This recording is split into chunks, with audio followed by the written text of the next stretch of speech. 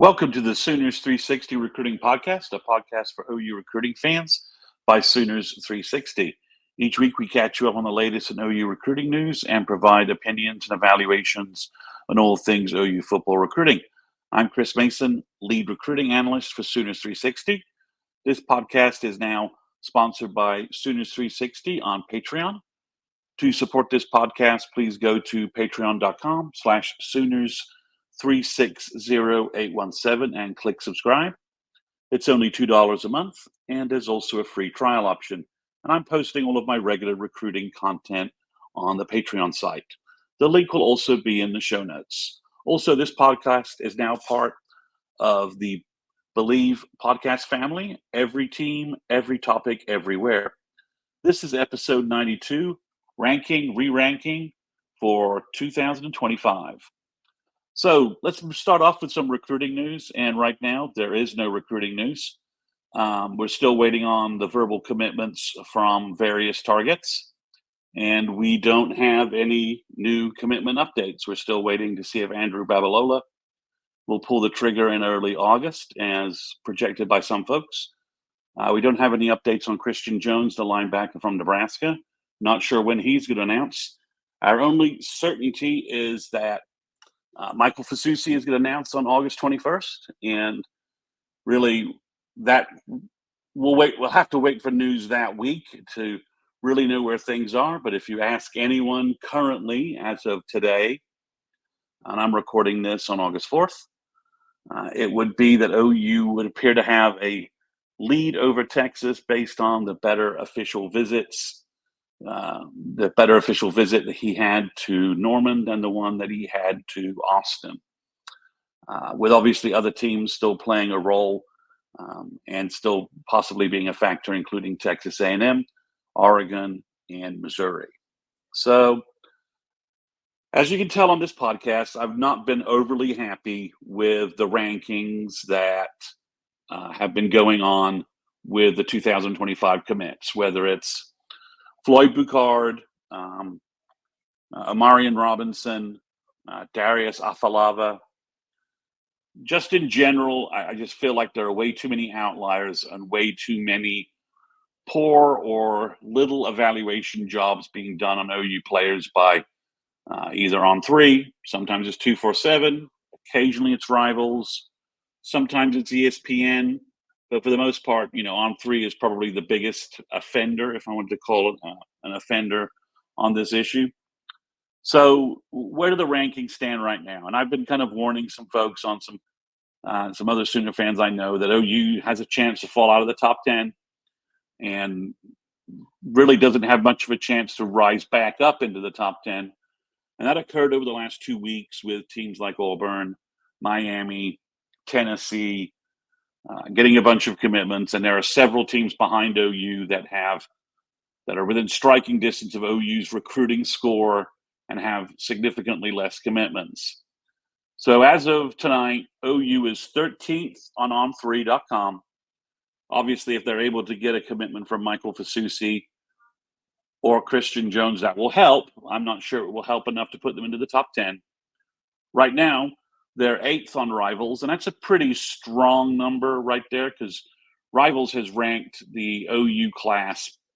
They've ranked them perhaps the highest. They've ranked the most OU players as 4 stars, and probably doing the most consistent ranking position when it comes to most of the OU players. Even Rivals has some outliers and still holding a lot of players in sort of the low 4-star territory.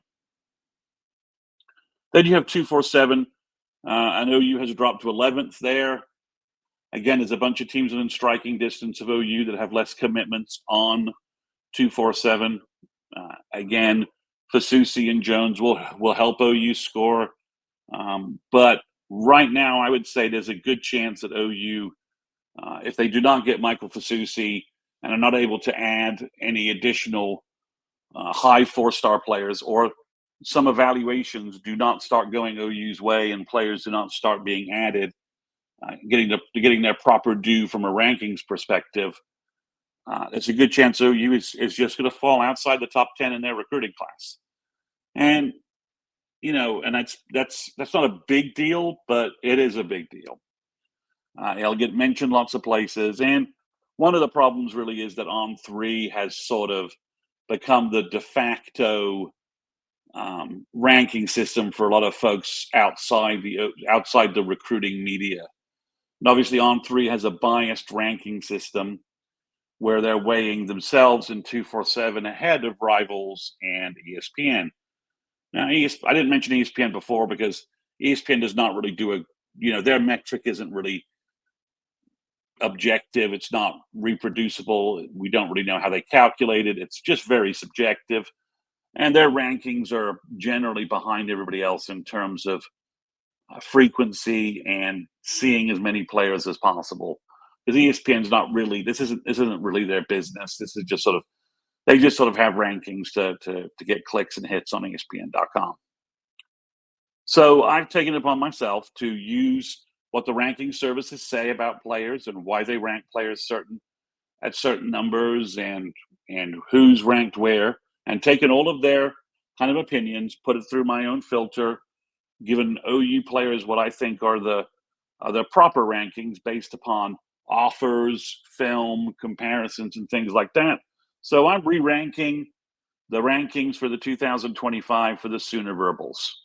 So we're going to start with the first group, and that's going to be the players that I think should be in the top 100 players in the class. And I've got various rationales supporting why, and I'm just going to go through them. So the first one is Ryan Foji, the offensive tackle from Houston. He's already got 2 top 100 rankings. He probably should be able to make a run to being in the top 50, to be honest. He's got all the measurables at an elite position. He's 6'5", 6'6", 295. He looks great on film. He had offers from everybody, and he's probably the number one. He's probably end up being the number one player in the class once the rankings update. But I think he's a borderline 5-star offensive tackle.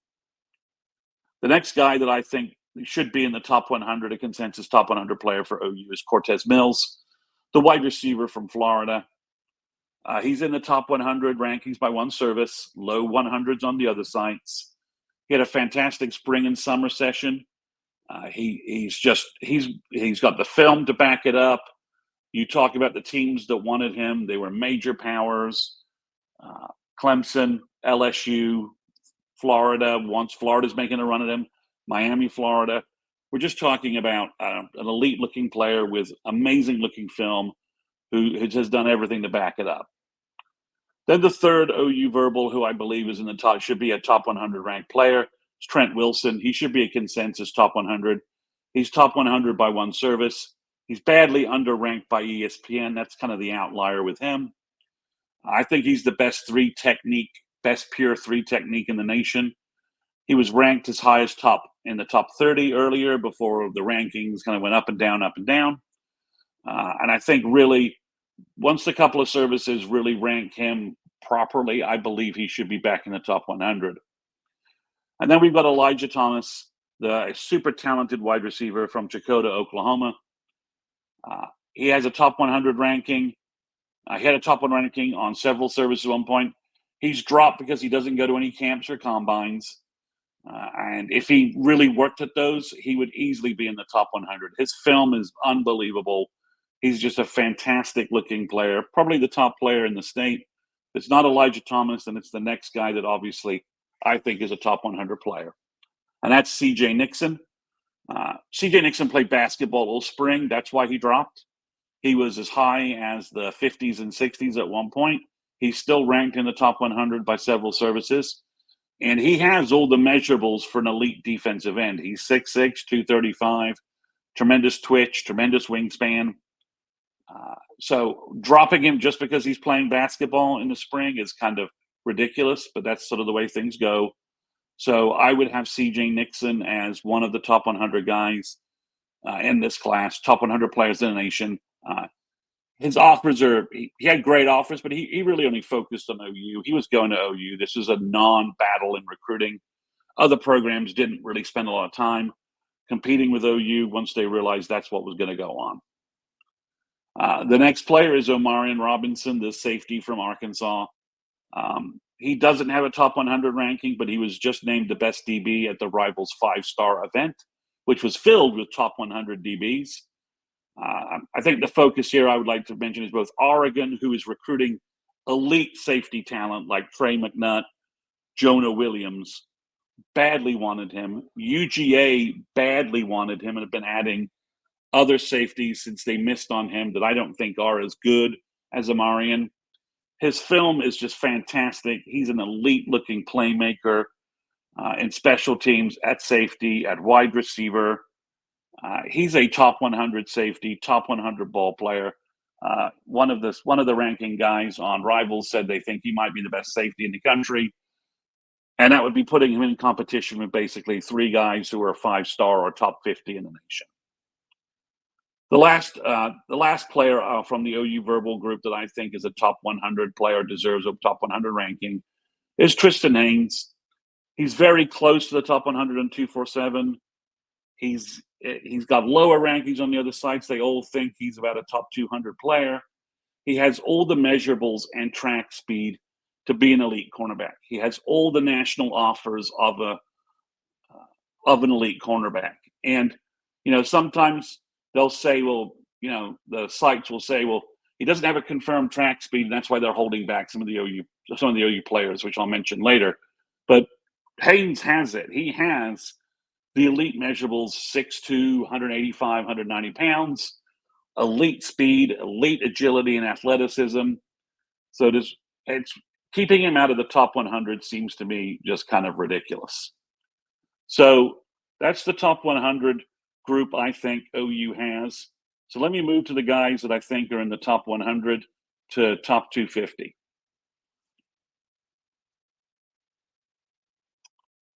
So we're going to start with Marcus Harris, the wide receiver from California, 6'2", 185 pounds. OU obviously picked him up from Mater Dei. He was ranked as high as 65 at one point. He doesn't have the speed or the elite size of some of the other national wide receivers, but his playmaking skills are elite. In my opinion, he's just right outside the top 100. Then the next player is Kevin Sperry. So Sperry's ranked by most of the services as a top 15 quarterback. He was a top 15 quarterback at the Elite 11, and those two data points alone put Sperry in the top 125, top 150 range. There's no reason to not have him in that competition. He competed against all of his contemporaries at Elite 11, and he was ranked just outside the top 10 on several days. I think top 15 is a legitimate ranking for him coming out of Elite 11 nationally. He has a chance playing at Denton Guyer this fall to perhaps move up in the rankings, but a great senior year didn't really help Michael Hawkins bounce back from a rankings perspective. And we've seen how much, all the hype on Michael Hawkins coming out of OU camp. So I'd like to think that Kevin, with a great year at Denton Guyer, can move up into the top 150 range at all the services. Because again, he's got the quarterback credentials to back that up from Elite 11. And they use Elite 11 with all the other quarterbacks in ranking them. So it's a little inconsistent to me in terms of putting him outside the top 250. The next player is Darius Afalava, the big offensive guard from Utah. Right now, he only has one top 250 ranking by Rivals. And he has this absurd number with a couple of the sites where they have him like 63 or 63rd, 63rd or 64th interior offensive lineman in the country. Just like Eddie Pierre-Louis, it was just ridiculous. I don't know what they're doing. So I think when you factor his potential, his measurables, and his film at offensive guard, it's easy to see that he's a top 20 interior offensive lineman in the country, and that puts him in the top 250 just from that status alone. And again, he's 6'4", 6'5", 330. So what else are you looking for in an offensive guard? Then Floyd Boucard, the most recent OU commitment. He has no top 50 rankings right now. He's a 4-star on Rivals. The other folks have him lowly ranked. Again, you watch his film, you watch his measurables, you watch his athleticism, and to quote Gabe Eichert from the Oklahoma Breakdown, he's like, someone please tell me what the hell's going on. Someone tell me what I'm missing here, guys. Mobile, powerful, agile, and he's 6'4", 315 pounds.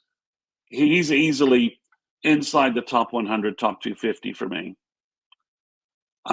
Marcus Wimberly, the other safety from Arkansas, he has one top 200 ranking.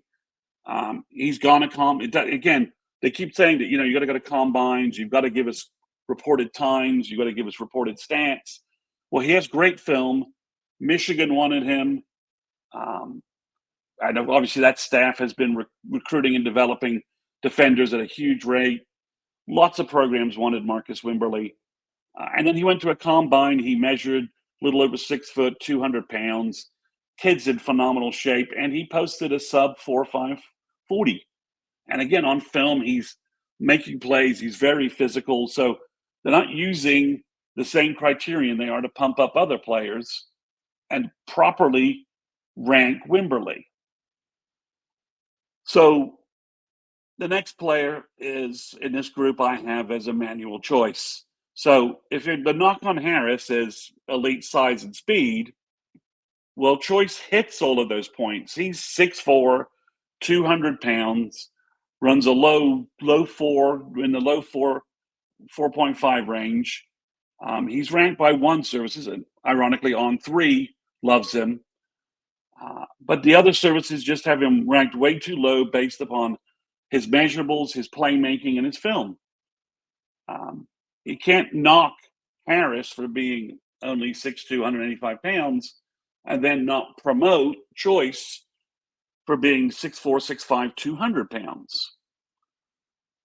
And again, it's just the inconsistency. I think Choice is very much in that top 250 range and should be there. The next player is Torrey Blaylock, the running back in the class. The services continue to emphasize established track times. Then they ignore Blaylock's unbelievable spring where he was running sub 10.4 track times with his and his relay team posting national records, 4x100 posting national records, and him posting routinely sub 10.5 100-meter times. And then his film is excellent. You wonder, the only thing you look at his film, he's like, well, does he truly have elite home run speed? And then they say, well, we don't know that until we get a track time. With other prospects, are like, well, they have a great, they have good track speeds. Well, Blaylock has fantastic track speeds, and they're not really giving him his due. I think he's due for a big senior year, and those rankings are going to look pretty silly in a year without an abundance of great running backs. I think the running back group is much better next year. It was better the year before. I think Taylor Tatum is better than any running back in this class, to be honest, again. But Torrey, he's 5'10", 195, 190 pounds, quick one cut, and with excellent speed. And then and then maybe they don't want to factor in the fact that his dad was an NFL running back, but I think those genes and that kind of coaching from his dad matters. The last guy I have in the top 100 to top 250 area would be Courtney Guillory, the safety from the Houston area. He's got the frame to play cornerback or safety. He's very physical on film. He's got the athleticism to match. His positional flexibility, I think, only enhances his recruiting ability. Texas badly wanted him. LSU badly wanted him. A&M badly wanted him. So he's got the offers. So his playmaking, his physicality, and his athleticism, in a big frame, he should easily be in the top 200, top 100 to top 250 range. That's kind of the range I'm using. So that's the that's the second group who I think are underranked. Um, I got a sort of a third group here, sort of low 4-star, top 250 to top 350. Um, and I'm going to start in that group again, going back to the cornerback class. So the ranking services don't, there's only one service that has him as a 4-star. And they all seem to acknowledge that he has the frame and size to be a cornerback and to be a good corner, but they're concerned about his agility and his athleticism. So OU fans know that he went to the summer camp and was just a superstar. That summer camp footage working against speedy wide receivers from several classes, Hawkins was just dominating them and showed no signs of this being a problem. Now, the services are probably unlikely to factor that data point into Malik rankings. So I'm willing to say, okay, but his measurables and his work on film clearly should have him in a top 250 to 350 range. Trinae Washington from Oklahoma City, Carl Albert, I also have in this group. If the recruiting services have some concerns about positional fit, I can understand that. But again, OU summer camp footage showed a bigger, taller Trinae. He's more looked like in the 6'4", 215-pound range, which makes the idea of him being a flex tight end in the 6'4", 230 range seem way more realistic. Additionally, I was thinking safety was maybe his best future position, but I think flex tight end could really work for him. So I understand that, but he's still an amazing athlete with size, length. You know, he's got a huge catch radius. So, top 250 to 350, sure, but he shouldn't be in the 500s. He's a fantastic athlete. OU will find a way to use him. The next player is his teammate at Carl Albert, Marcus James. And to me, he is just woefully underranked when you watch his athleticism and frame and highlights. The services keep telling us that they emphasize length and athleticism in their rankings, and then they're ignoring it with Marcus James. Now, if you want to say positional fit is an issue here, okay. Well, we've got summer camp video of James working out at linebacker. His frame's huge. He looks 6'4", maybe a little taller, 220 pounds, maybe a little bigger. And he's looking great in coverage and at linebacker. So the only question I have is he might outgrow the linebacker position and become an elite rush end.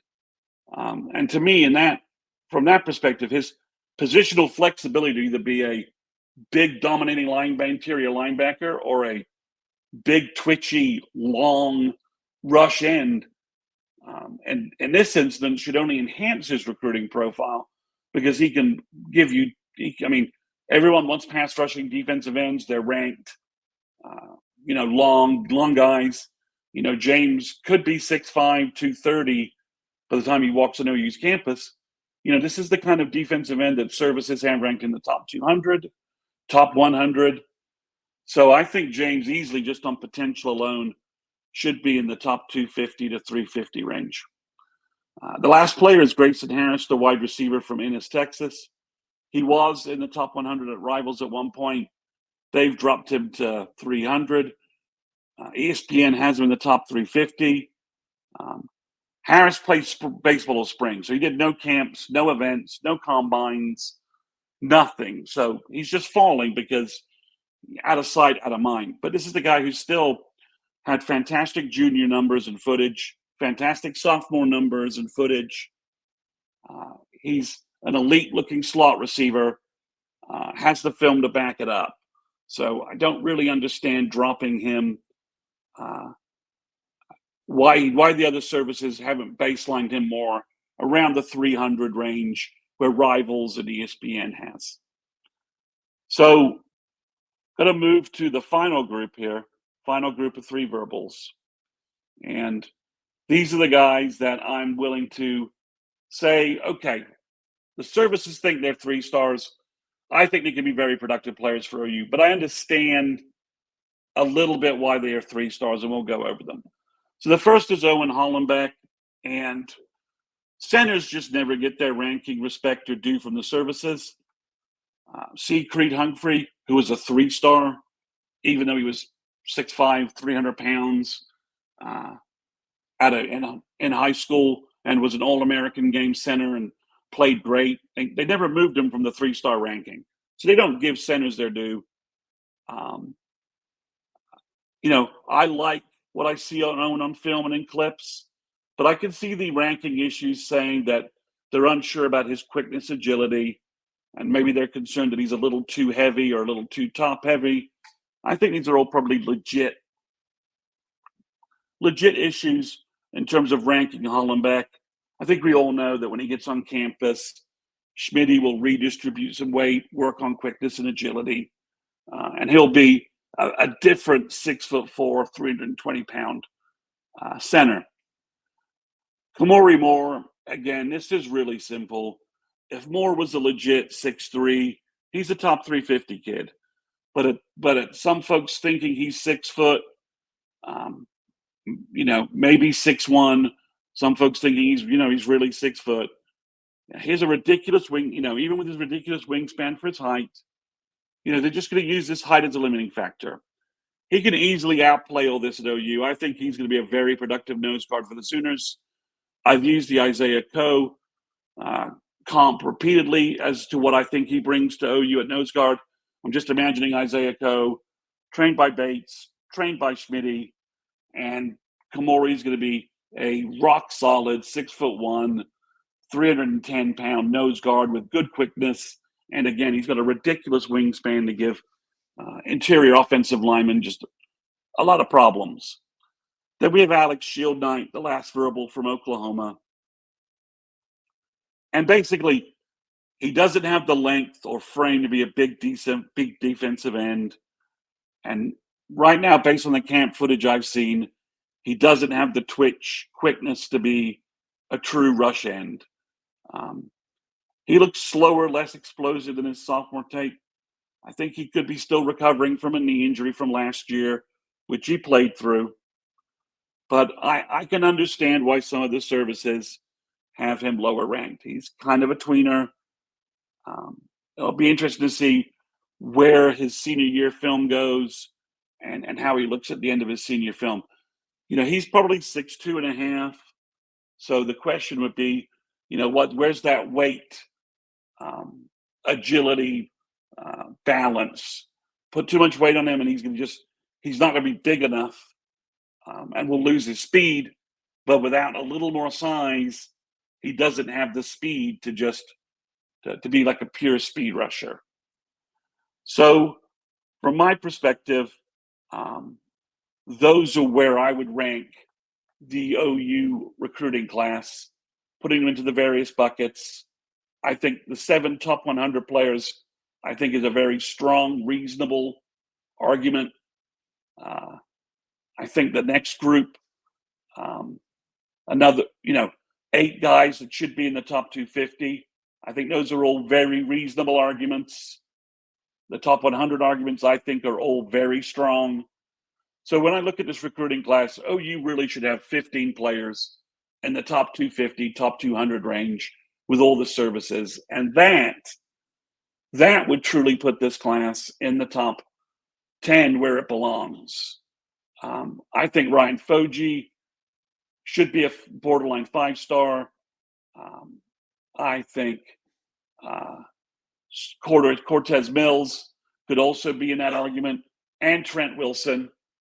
So, all in all, I think that's where I would have the OU recruiting class re-ranked in early August.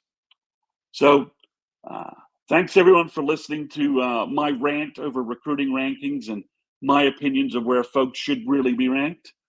I appreciate everyone listening. Make sure you subscribe to the podcast, and don't forget to leave a rating. Also, please visit patreon.com/Sooners360817 to subscribe for more recruiting content on Sooners 360 on Patreon, which directly supports this podcast, keeps this podcast free, and keeps this podcast going. Thanks, everyone.